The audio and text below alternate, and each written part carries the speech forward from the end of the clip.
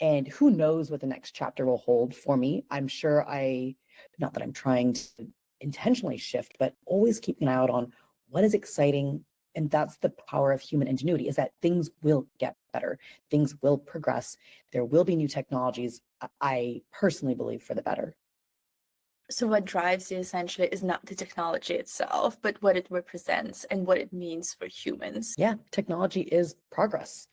It's the opposite of stasis. And I've been so fortunate to be around and have colleagues who share that similar ethos. I think people were, perhaps it is a Silicon Valley thing, but in its cliche, maybe naive.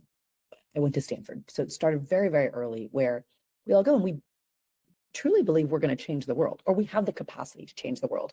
Maybe hubris, but starting with that core belief, you believe that there's something, you're always capable of doing more.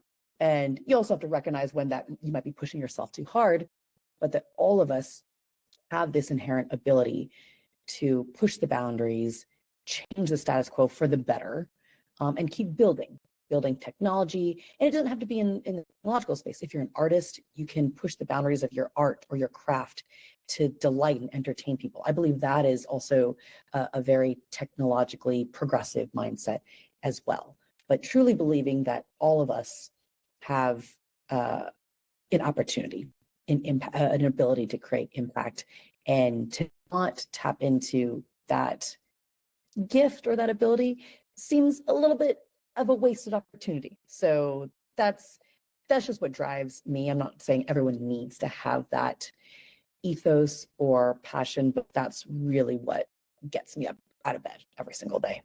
Yeah, got it. So really mindset over solution. And that's where the passion is coming from, right? So that's really inspiring, Stacie. Can you tell me a little bit more about when you were a journalist and you essentially you were saying that you ground your identity into being a capital J journalist, which I think is really curious. How did the core journalistic skills, such as, gathering resources, verifying information, how does all of that skill set prepare you for the ambiguity of building an AI startup from scratch? Yeah, the capital J journalist, I'm sure all of my fellow journalism classmates would either roll their eyes or laugh, or maybe a combination of both. When I'd like to believe that all journalists have a North Star, and that really is striving towards truthful information. That, yes, there might be slightly different perspectives, but the truth is more or less agreed upon. And truth is really about a society, a functioning society, ideally harmonious.